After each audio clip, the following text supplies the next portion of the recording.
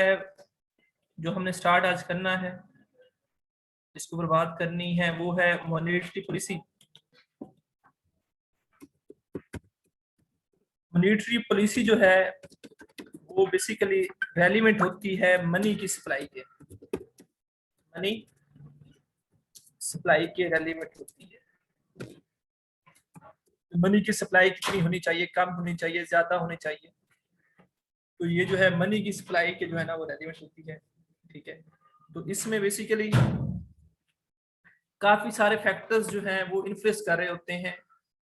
Military supply military policy में जो है काफी सारे फैक्टर्स जो हैं वो इन्फ्लुएंस कर रहे होते हैं। उन सभी फैक्टर्स को देखना वो जो है वो पॉसिबल नहीं है, और ना ही इतनी डिटेल में जो है आपको बताने के लिए आपको सिलेबस जो है वो हमें अलाउ करता है।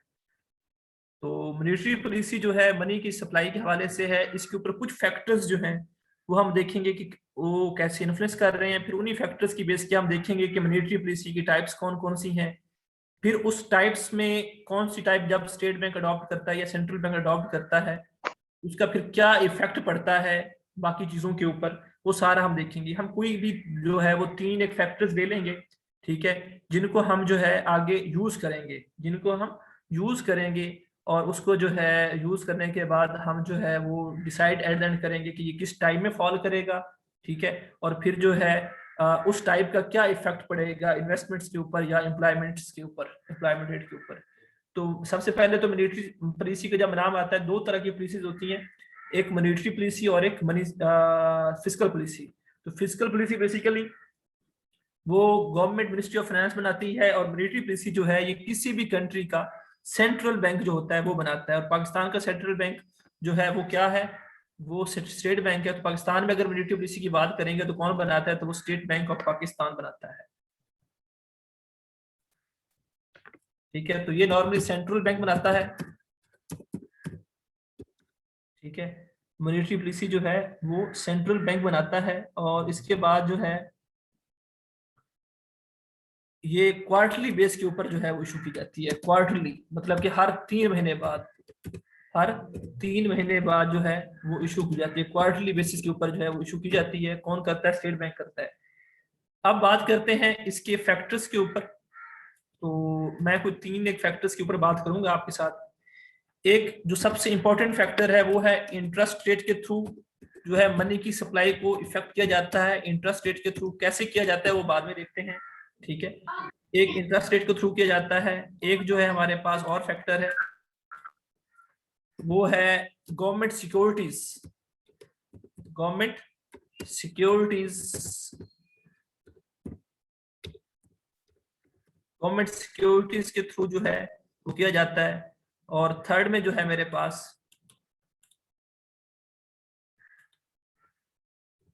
वो है बैंक रिजर्व्स। बैंक रिजर्व्स,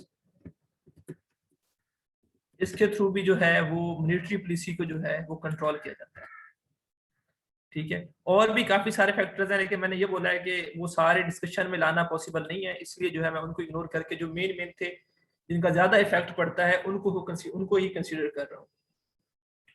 तो इंटरेस्ट रेट क्या होता है आपको पता ही है, तो ये कैसे इफेक्ट करता है उस पर हम बात कर लेते हैं। तो होता क्या है, जब इंटरेस्ट रेट को हाई किया जाता है, जब इंटरेस्ट रेट को हाई किया जाता है, बढ़ाया जाता है, तो उसका इफेक्ट क्या होता है, उसका ये इफेक्ट होता है कि जो मनी सप्लाई है, जो मनी सप्लाई है वो डिक्रीज कर जाती है। कैसे करती है मैं आपको बता देता हूँ थोड़ी देर तक। मनी सप्लाई जो है वो कम हो जाती है, डिक्रीज कर जाती है। और जब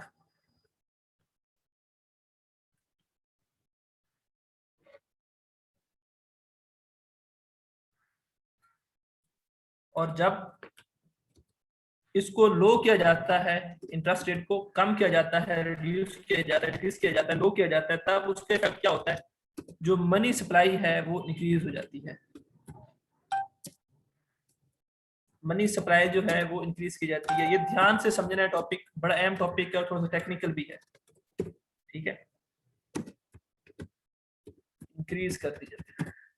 ठीक है, अब समझने वाली बात क्या है, जब इंटरेस्ट रेट हाई होता है। अब एक और बात ध्यान में रखनी है, मनी सप्लाई से क्या मुराद है, मनी सप्लाई से ये मुराद है कि मनी जो है पब्लिक को देना, ये मनी की सप्लाई होगी। मनी की सप्लाई क्या होगी?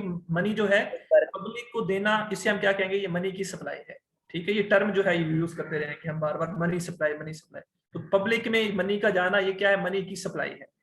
अब इंटरेस्ट रेट हाई करने से क्या मुराद है कि इंटरेस्ट रेट को हमने बढ़ा दिया। पहले सपोज 5% सब 5% था, तो अब हमने कितना कर दिया? 10% कर दिया। जब मनी क्या हम इंटरेस्ट रेट बढ़ा देते हैं, 5% से 10% कर देते हैं, तो हम एक्सपेक्ट कर रहे होते हैं कि जो लोग हैं जिनके पास पैसा पड़ा हुआ है या कहीं पे उन्होंने लगाया हुआ है इधर उधर किसी बिजनेस में, तो वो कहते हैं कि भाई पहले उसको मैं बिजनेस कर रहा हूँ, वहां पे मुझे 7 रुपए बच रहे हैं, रिस्क भी है उसमें, या मेरे पास घर में पैसा पड़ा है विला, कोई यूज नहीं कर रहा मैं कहीं पे भी, तो वो क्या सोचता है? वो ये कहता है कि मैं जो पैसे हैं वो उठा के बैंक में रखवा देता हूँ और इंटरेस्ट कमा लेता हूँ। मैं बैंक में रख देता हूँ और इंटरेस्ट जो है वो कमा लेता हूँ। तो क्या करता है? वो पैसा जो कि उसका अपना पर्सनल यूज का है वो तो वो अपने पास रखेगा, लेकिन जो बाकी पैसा एक्स्ट्रा होगा उसके पास, वो उठा के क्या करेगा? बैंक में किसी अकाउंट में डिपॉजिट करवा देगा और अपना इंटरेस्ट जो है वो लेने लग जाएगा। अब पैसा क्या हुआ? मार्केट से, पब्लिक से चला गया किसके पास? बैंक के पास। बैंक जो है, कमर्शियल बैंक जो है, उसके पास पैसा चला गया। पब्लिक में अब उसकी सप्लाई क्या होगी? डिक्रीज होगी। पब्लिक में पैसे जो है वो कम हो गए हैं। ठीक है, तो इंटरेस्ट हाई करने से मनी की सप्लाई जो है वो डिक्रीज कर जाती है। अब लो की बात करते हैं। अब रेट 10% था, ठीक है, तो अब जो है रेट जो है 10% से कम करके 2% कर दिया। स्टेट बैंक ने रेट जो है 10% से कम करके 2% कर दिया। तो वो लोग जिन्होंने डिपॉजिट रखे हुए थे बैंक्स में, जिन्होंने बैंक्स में पैसे रखे हुए थे, तो वो अब सोचते हैं यार अब हमें जो है वो उसको 2% सारा मिल रहा है और हम बैंक में पैसे जो है अपने वो रखे हुए हैं हमने ऐसे ही, तो उससे बेहतर है कि हम पैसे निकाल करके किसी प्रॉपर्टी के बिजनेस में या किसी भी और बिजनेस में जो है वो इन्वेस्ट कर दें, ताकि हम जो है ज्यादा जो है वो रेवेन्यू जनरेट कर सकें, ज्यादा प्रॉफिट जनरेट कर सकें। तो इंटरेस्ट जब लो करेगा तो क्या करेगा? अपना डिपॉजिट जो है वो बैंक से मांग लेगा, बैंक से जो है पैसे अपने ले लेगा। जब पैसे लेगा तो इट मींस पब्लिक में क्या हो जाएगा? मनी का इनफ्लो बढ़ जाएगा, मनी की सप्लाई जो है वो इंक्रीज कर जाएगी। तो इस तरह से इंटरेस्ट रेट जो है वो हाई करने से मनी की सप्लाई जो है वो डिक्रीज हो जाती है, और इंटरेस्ट रेट जो है वो लो करने से मनी की सप्लाई जो है वो इंक्रीज हो जाती है। यहाँ तक किसी को कोई बेटा मसला है, कोई क्वेश्चन पूछना है तो बेटा पूछ सकते हैं। सर कोई प्रोसेस भी होता है ऐसे हाई बेटा लो एक एक कर करके देते हैं क्वेश्चन कोई प्रोसेस? पूछें, आवाज आपकी कट रही है, दोबारा क्वेश्चन पूछें। आवाज कट रही है, सर दोबारा। Interest rate sir interest rate के लिए कोई प्रोसेस तो होगा ना, ऐसे हाई लो तो नहीं कर सकते, कोई वजह होती होगी, कोई फैक्टर्स जी तो होंगे ना बिल्कुल उसके लिए। प्रोसेस है। मिलिट्री पॉलिसी में स्टेट बैंक जो है वो इंटरेस्ट रेट हाई लो कर सकता है अपनी मनी की सप्लाई के अकॉर्डिंग। हर 3 महीने के बाद मिलिट्री पॉलिसी इशू करता है स्टेट बैंक। अभी कुछ अर्सा पहले, कोई 15 दिन पहले कि 10 दिन पहले मिलिट्री पॉलिसी इशू हुई है, जिसमें उन्होंने बोला है कि 7% हम इंटरेस्ट रेट रखेंगे। उससे पहले मिलिट्री पॉलिसी इशू हुई थी 3 महीने पहले, तब भी उन्होंने 7% ही रखा था। उससे पहले जो थी उस वक्त 13% था, फिर 13% से उन्होंने 9% किया, 8% किया, फिर 7% पे ले आए हैं। तो स्टेट बैंक मनी की सप्लाई के अकॉर्डिंग जो है वो इंटरेस्ट रेट जो है वो ज्यादा या कम कर सकता है। सर ये इन्फ्लेशन और डिफ्लेशन को देख के अब किया जाता है ना इन्फ्लेशन सब की मैं कुछ। बात ही नहीं कर रहा, डिफ्लेशन की बात कर रहा हूं। मैंने 3 फैक्टर्स लिए, उनकी बात कर रहा हूं। मैंने सर बोला फिर कि भी काफी वेले में सारे तो नहीं ना फैक्टर्स हैं। सर, सप्लाई ज्यादा करना और कम करना वेले मैं में तो नहीं करते इन्फ्लेशन की होंगे ना बात कि नहीं कर ऐसे रहा कि मजाक। इन्फ्लेशन होगी या नहीं होगी, उससे मेरा वो नहीं है। वो इन्फ्लेशन का इफेक्ट बाद में देखेंगे। अभी इंटरेस्ट रेट हाइक करने से मनी की सप्लाई पे क्या इफेक्ट पड़ रहा है, इसका अगर आपके पास जो है कोई इशू है तो बताएं। इस पॉइंट का कि अगर इंटरेस्ट रेट हाइक करेंगे या लो करेंगे तो मनी सप्लाई पे क्या इफेक्ट पड़ता है, इसमें अगर किसी को इशू है तो बेटा पूछ सकते हैं।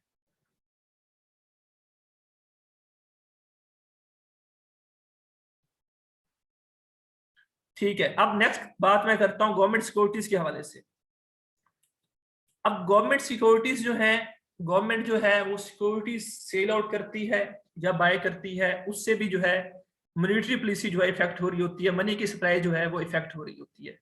अब सबसे पहले तो बात करते हैं कि गवर्नमेंट सिक्योरिटीज होती क्या है। तो जितने भी आपके पास नेशनल प्राइस बॉन्ड है, नेशनल प्राइस बॉन्ड, जितने भी आपके पास प्रीमियम प्राइस बॉन्ड है, लिख लें गवर्नमेंट सिक्योरिटीज में क्या क्या चीज आती है। National price bond, premium price bond, SSC, special saving certificates, SSC, इसके अलावा डीएससी, डिफेंस सेविंग सर्टिफिकेट्स, तो ये सारी गवर्नमेंट सिक्योरिटीज में आती है। इसमें क्या होता है, अब प्राइस बॉन्ड में ये होता है कि आपको प्राइस की जो नेशनल प्राइस बॉन्ड है, आप अगर प्राइस बॉन्ड्स खरीदते हैं तो आपको क्या लगता है वहां पे जो है वो कुरंदाजी होती है और आपको जो है वो इनाम लगता है, ठीक है, प्राइस मिलता है आपको। इसी तरह से आपके पास प्रीमियम प्राइस बॉन्ड है तो उसमें आपको प्राइस भी मिलता है और हर 6 महीने के बाद प्रॉफिट भी मिलता है, उस पर इंटरेस्ट भी आप जो है वो गेन कर सकते हैं, ठीक है। इसके बाद स्पेशल सेविंग सर्टिफिकेट्स हैं या डिफेंस सेविंग सर्टिफिकेट्स हैं या बेनोवलेंट सर्टिफिकेट्स हैं, तो उससे क्या होता है, उससे भी जो है बेटा आपको जो है वो इंटरेस्ट जो है वो मिलता है, उस पे भी आपको इंटरेस्ट मिलता है। तो गवर्नमेंट क्या करती है, जब गवर्नमेंट जो है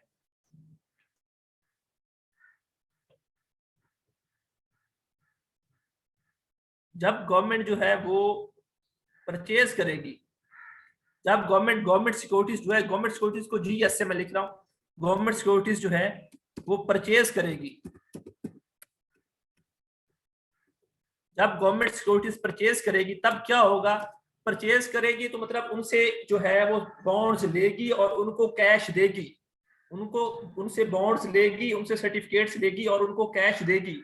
जब कैश देगी तो क्या होगा, पब्लिक में मनी की सप्लाई जो है वो क्या कर जाएगी, इंक्रीज कर जाएगी, पब्लिक में मनी की सप्लाई जो है वो क्या कर जाएगी बेटा, इंक्रीज कर जाएगी।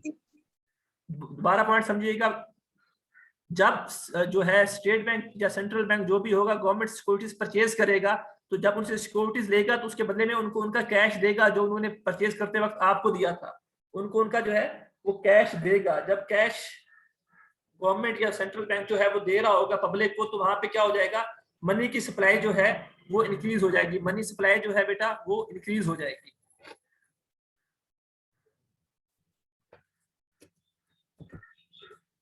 मनी सप्लाई जो है वो इंक्रीज हो जाएगी। और अगर गवर्नमेंट सिक्योरिटीज जो है, ठीक है, वो सेल कर दे, गवर्नमेंट सिक्योरिटीज जो है वो सेल कर दे सेंट्रल बैंक, तब क्या होगा, सेल करेगा तो क्या होगा, गवर्नमेंट सिक्योरिटीज जाएंगी किसके पास, पब्लिक के पास, और पब्लिक उसके अगेंस्ट क्या देगी, कैश आपको देगी, सेंट्रल बैंक को देगी। तो कैश जो है बैंक के पास आ रहा होगा, पब्लिक में वो कैश जो है वो कम हो रहा होगा, तो मनी सप्लाई क्या हो जाएगी, डिक्रीज हो जाएगी, मनी सप्लाई क्या हो जाएगी, डिक्रीज हो जाएगी। किसी को इस पॉइंट में कोई इश्यू है तो बेटा बताएं। अभी हमने मॉनेटरी पॉलिसी इशू नहीं की, हम उसके इफेक्ट्स देख रहे हैं, मॉनेटरी पॉलिसी बाद में इशू करेंगे। किसी को इस पॉइंट में कोई इशू है तो बेटा पूछें। सर मैं पूछूं? Hello sir. नासिर आवाज आपकी सही नहीं आ रही। हेलो सर अब आ रही है? जी बेटा। सर ये क्यों लोग लेंगे, चलो परचेज तो कर लिए, आप अगर वापस गवर्नमेंट परचेज करोगे सिक्योरिटीज किसी के क्यों पास है लेंगे? वो तो, यस सर, लोग क्यों लेंगे, क्या फायदा है क्योंकि इसमें? मेरी बात सुने, अब इसका भी इफेक्ट जो है वो इंटरेस्ट के साथ है। पहले एक टाइम था जब जो है इंटरेस्ट रेट 13% था, तो गवर्नमेंट जो है अपनी सिक्योरिटीज जो थी, सेविंग सर्टिफिकेट्स, वो कह रही थी कि भाई 16% इंटरेस्ट होगा, 16% इंटरेस्ट होगा। जब गवर्नमेंट अपनी सिक्योरिटी पे इंटरेस्ट बढ़ाएगी 16%, तो लोग क्या करेंगे, लोग वो सिक्योरिटीज परचेज करेंगे क्योंकि वहां पे उन्हें प्रॉफिट ज्यादा मिल रहा होगा। और जब वो परचेज करेंगे, कौन, पब्लिक परचेज करेगी, इट मींस कौन सेल कर रहा होगा, स्टेट बैंक सेल कर रहा होगा, ठीक है, स्टेट बैंक सेल कर रहा होगा, पब्लिक परचेज कर रही होगी, तो परचेज करेगी तो क्या करेगी, पब्लिक अपना कैश देगी किसको, स्टेट बैंक को, और पब्लिक के पास कैश कम हो जाएगा, तो इस तरह से मनी सप्लाई जो है वो डिक्रीज कर जाएगी, ठीक है। तो गवर्नमेंट क्या करती है, गवर्नमेंट सिक्योरिटीज जो है उनके जो उसके ऊपर इंटरेस्ट रेट्स होंगे या नंबर ऑफ प्राइजेस होंगे या प्राइजेस की अमाउंट होगी, उनको बढ़ा या कम करके क्या करती है, वो जो है मनी की सप्लाई पे इफेक्ट करवाती है, मनी की सप्लाई पे इस तरह से इफेक्ट होता है उसका। सर किसी भी वक्त हम दोबारा कैश में कन्वर्ट करवा सकते हैं? जी करवा सकते हैं। गुड। सर इट मींस कि इसका मतलब होता है मनी की सप्लाई को कम या ज्यादा करवाना गवर्नमेंट का? जी, स्टेट बैंक का वो अपने पॉलिसी के हिसाब से अगर लगता है कि मनी की सप्लाई ज्यादा करवानी चाहिए, तो वो उसे रेट्स, इंटरेस्ट रेट मैनेज करके वो इसे जो है अपने अकॉर्डिंग कर सकता है, और जब उसे लगता है कि मनी सप्लाई कम करनी चाहिए तो उसको भी जो है वो डील कर सकता है। ओके सर जी। जो तीसरी बात है हमारे पास वो है बैंक रिजर्व। हमने एक पॉइंट भी पढ़ा था रिजर्व्स का जब बैंक्स के पास डिपॉजिट जाते हैं, कि सपोज आपके पास डिपॉजिट किया है, बैंक है, आप HBL के पास डिपॉजिट किया है 1 लाख का, तो स्टेट बैंक की रिक्वायरमेंट है कि वो कहता है कि भाई इस 1 लाख में से ना 40,000 आप मेरे पास जो है वो जमा करवाएंगे, और 60,000 से आप जो है आगे जो है वो ट्रेड करेंगे, 60,000 से आप आगे जो है वो ट्रेड क्या करेंगे। इस पॉइंट को हम कहते हैं MCR, वो जो लिमिट जो कि स्टेट बैंक सेट करता है या सेंट्रल बैंक सेट करता है कमर्शियल बैंक के लिए, कि उन्होंने अपने डिपॉजिट में से रिजर्व जमा करवाना है उसके पास, उसे कहते हैं MCR, minimum capital requirement, minimum capital requirement. ठीक है, अब क्या होगा, वो जो उसने लिमिट सेट की है, ठीक है, अगर उस लिमिट को वो बढ़ाएगा, बैंक रिजर्व जो है उसकी लिमिट को, बैंक रिजर्व लिमिट BRL लिख रहा हूं, ठीक है, बैंक रिजर्व लिमिट जो है उसको बढ़ाएगा, ठीक है, उसको इंक्रीज करता है, तो अब इसका इफेक्ट क्या पड़ता है वो देखते हैं। जब सेंट्रल बैंक जो है वो 100 में से पहले 20 रुपए ले रहा था, वो कहता है मैंने 100 में से 40 रुपए लेने हैं, 100 में से 40 रुपए लेने हैं आपसे रिजर्व में, तो बाकी पहले वो उस बैंक के पास 80 रुपए होते थे कि वो 80 रुपए जो है आगे लोन दे सकता था, 80 रुपए आगे मनी की सप्लाई कर सकता था पब्लिक को, लेकिन अब वो 80 रुपए नहीं, कितनी करेगा, 60 रुपए करेगा। इस तरह से मनी सप्लाई को आप क्या कर सकते हैं, कम कर सकते हैं, मनी सप्लाई जो है इस तरह से डिक्रीज हो जाएगी, इस तरह से मनी सप्लाई जो है आपकी वो डिक्रीज हो जाएगी, वो लिमिट बढ़ाने से, वो जो लिमिट है पहले 20 रुपए थी, अब 40 रुपए करने से जो है 40% करने से मनी की जो सप्लाई है वो डिक्रीज कर जाएगी। और अगर ये लिमिट जो है वो डिक्रीज कर दी जाए, पहले 50% थी, अब जो है वो 10% कर दी जाती है, तो अब क्या होगा उसका इफेक्ट, अब उसका इफेक्ट ये होगा कि आप जो है उस बैंक के पास 90 रुपीज होंगे, 50 के बजाय 90 रुपीज होंगे पब्लिक को लोन देने के लिए, पब्लिक को मनी सप्लाई करने के लिए। तो इस तरह से मनी की जो सप्लाई है, MS लिख रहा हूं, वो इंक्रीज कर जाएगी, वो इंक्रीज कर जाएगी। जी बेटा, इस पॉइंट में किसी को कोई मसला है तो बेटा पूछें।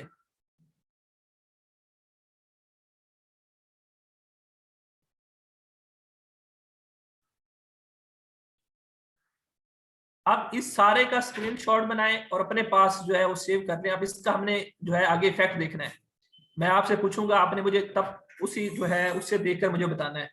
इसका स्क्रीनशॉट ले लें। सर जी एक इशू है। जी बेटा, इशू पूछे इससे पहले कि मिट जाए। सर वो जो बैंक होता है, मतलब आपने कहा कि HBL के पास अगर हम 100 में से 40 उधर देगा और 60 मतलब अपने कारोबार में लगाएगा, तो उसको कोई फायदा नुकसान नहीं होगा अगर वो 60-40 की बजाय 50 दे रहा, मतलब 50-50 कर रहे हो, तो वो कोई आगे कुछ नहीं कर सकता? बेटा वो बैंक, ऐसे ही वो दे देगा। बैंक को तो फायदा इसमें है कि वो ज्यादा से ज्यादा लोन दे और ज्यादा से ज्यादा इंटरेस्ट ले, जी लेकिन सर। जितने भी आपके बैंक्स हैं कमर्शियल बैंक्स, वो अपनी जो है खुद मुख्तियारी पे कुछ भी नहीं कर सकते। उन्हें वो जो है लॉ जो है स्टेट बैंक एक्ट जो है 1956 जो है वो उन्हें अलाउ नहीं करता। जो स्टेट बैंक की कंडीशंस होंगी वो उन्हें माननी पड़ेंगी। उनमें से एक कंडीशन ये भी है, जब ये बैंक बनते हैं तब ये वो पूरी कंडीशंस जो हैं वो फुलफिल करते हैं, फिर वो बनते हैं। तो एक कंडीशन ये भी होती है कि आपने एक लिमिट जो है, जो स्टेट बैंक कहेगा उतने रिजर्व आपने जमा करवाने होंगे, ठीक है।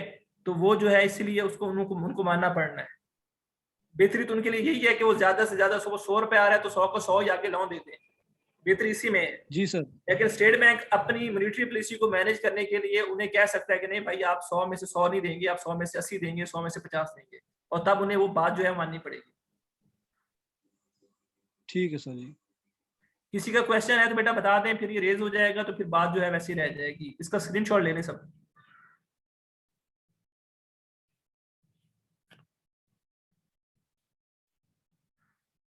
चलें ठीक है, नेक्स्ट बात करते हैं।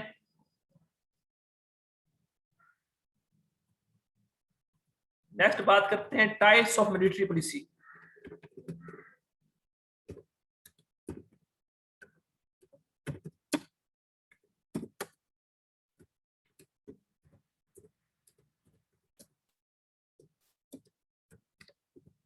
टाइप्स ऑफ मॉनेटरी पॉलिसी दो टाइप्स हैं।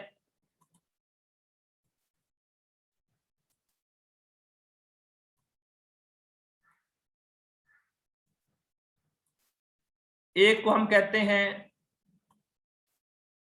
Contraction monetary policy, contraction military policy को MS से लिख रहा हूं मैं, ठीक है, और एक को हम कहते हैं एक्सपेंशन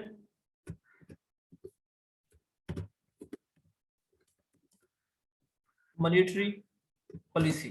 दो तरह की मॉनेटरी पॉलिसी है। तो आपके पास जो पहली है कॉन्ट्रैक्शन, इससे क्या मुराद होगा, जब मनी की सप्लाई कम करेंगे, जब मनी की सप्लाई डिक्रीज करनी होगी, डिक्रीज इन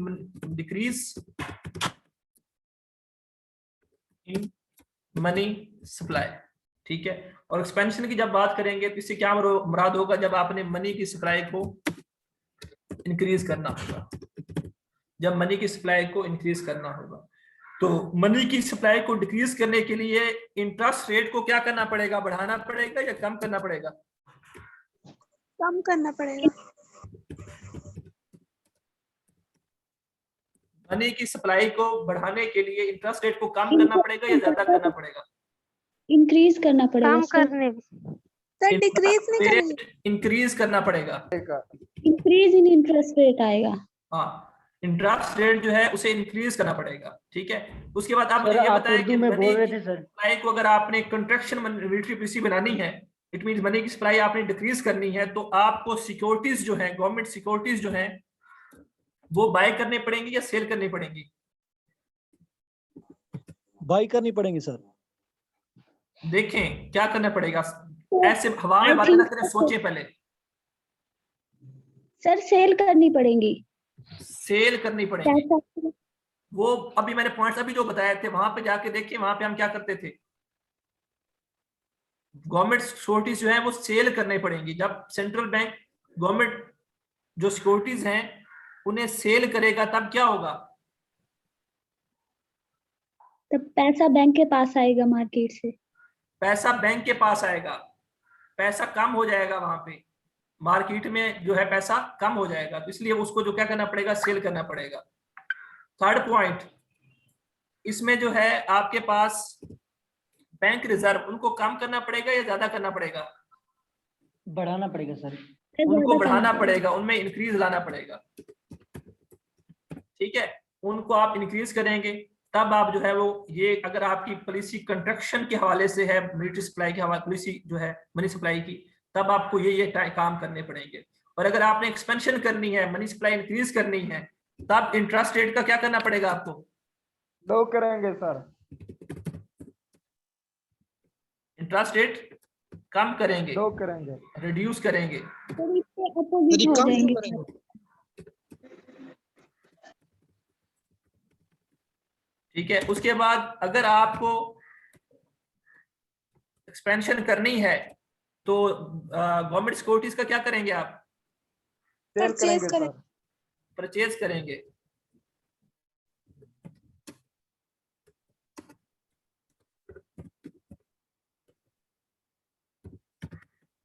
और थर्ड पॉइंट जो है, बैंक रिजर्व लिमिट का क्या करेंगे? ये डिक्रीज हो जाएगा। डिक्रीज हो जाएगा, ठीक है। यहां तक कोई बात पूछनी है तो पूछें।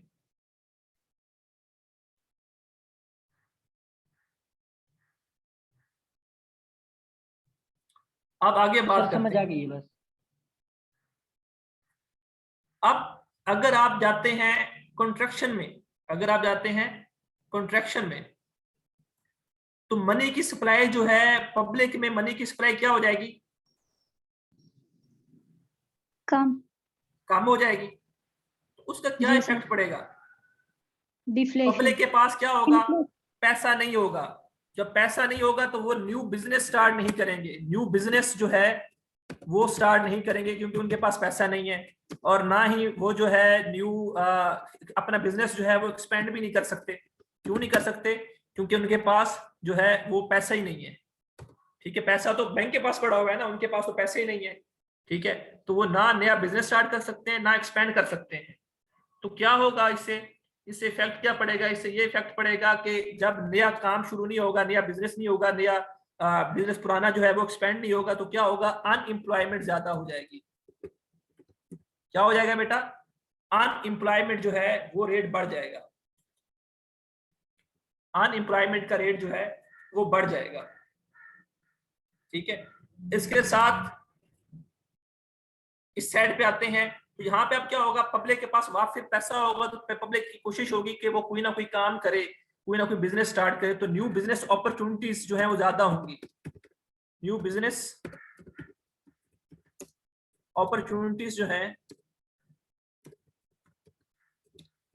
वो बढ़ जाएंगी, बिजनेस जो है इन्वेस्टमेंट अपॉर्चुनिटीज जो है वो बढ़ जाएंगी।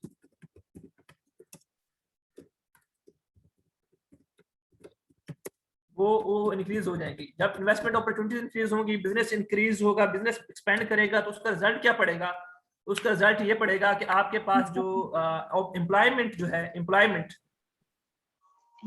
एम्प्लॉयमेंट जो है उसका रेट इंक्रीज कर जाएगा और अनएम्प्लॉयमेंट का रेट जो है उसका रेट जो है वो डिक्रीज कर जाएगा, अनएम्प्लॉयमेंट का जो रेट है वो डिक्रीज कर जाएगा। जी बेटा, यहां तक कोई मसला इन बातों में?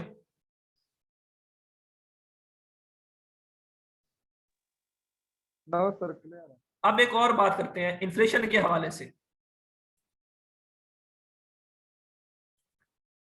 अब लोगों के पास पैसा नहीं है कुछ चीज परचेज करने को। अब इन्फ्लेशन जो है ना, इन्फ्लेशन बड़ी इसमें जो है वो टेक्निकल जो है ना वो आप कह सकते हैं एक किसी एक साइड पे नहीं है, दोनों साइड पे इन्फ्लेशन हो सकती है। ठीक है, मतलब कि एक आप कह सकते हैं एक स्पेसिफिक पॉइंट पे तो आप कह सकते हैं कि आप इन्फ्लेशन को मैनेज कर रहे हैं, नहीं तो ये दोनों साइड्स पे हो सकती है। कैसे हो सकती है? आप एक साइड हम ये समझ लेते हैं कि सपोज लोगों के पास आप स्पेंडिंग को पैसे नहीं होंगे, जब डिक्रीज इन मनी सप्लाई होगा तो लोगों के पास क्या हो जाएगा, इन्फ्लेशन जो है, लोगों के पास पैसे जो है वो नहीं होंगे स्पेंडिंग के। जब स्पेंडिंग के पैसे नहीं होंगे, लोग वो चीज परचेज नहीं करेंगे। जब वो चीज लोग परचेज नहीं करेंगे तो क्या होगा, जब वो चीज परचेज नहीं होगी तो क्या होगा, उसकी डिमांड जो है वो नहीं बढ़ेगी। जब डिमांड नहीं बढ़ेगी तो उसकी जो है प्राइसेस जो है वो नहीं बढ़ेंगी। ठीक है, तो इसमें जो है इन्फ्लेशन जो है आपके पास वो कम हो जाएगी, इन्फ्लेशन रेट जो है वो आपका कम हो जाएगा, इन्फ्लेशन रेट जो है वो डिक्रीज कर जाएगा। और इसमें क्या होगा, इसमें लोगों के पास पैसा बहुत होगा, लोग कहेंगे ये चीज भी मैं परचेज कर लेता हूँ, ये भी मैं यूज कर लेता हूँ, तो क्या होगा, चीजों की डिमांड जो है वो बढ़ जाएगी। जब डिमांड बढ़ेगी तो प्राइस बढ़ जाएगी। जब प्राइस का बढ़ना जो होता है वो क्या होता है, इन्फ्लेशन होता है। इसमें क्या होता है, इन्फ्लेशन जो है वो आपकी इंक्रीज कर जाएगी, इन्फ्लेशन जो है वो आपकी इंक्रीज कर जाएगी। और यहाँ पे इन्फ्लेशन के डिक्रीज होने की और वजह भी है कि अनएम्प्लॉयमेंट होगी तो लोगों के पास पैसा नहीं होगा, पैसा नहीं होगा तो लोग कुछ चीज खरीदेंगे नहीं, या जरूरत से ज्यादा नहीं खरीदेंगे। तो जब ज्यादा नहीं खरीदेंगे तो डिमांड नहीं बढ़ेगी, डिमांड नहीं बढ़ेगी तो प्राइसेस नहीं बढ़ेंगी, जब प्राइसेस नहीं बढ़ेंगे तो इन्फ्लेशन नहीं होगी। इसी तरह से यहाँ पे भी है, जब लोगों के पास एम्प्लॉयमेंट होगी तो लोगों के पास पैसा होगा तो स्पेंडिंग होगी तो उस चीज की डिमांड बढ़ेगी तो उस चीज की प्राइसेस बढ़ेंगी, जब प्राइसेस बढ़ेंगी तो इन्फ्लेशन होगी। समझ रहे हैं बात को? जी सर। तो ये कुछ सारी बातें हैं, इनको आप अपने ध्यान में रखें। कोई इशू है इसमें तो बेटा पूछें।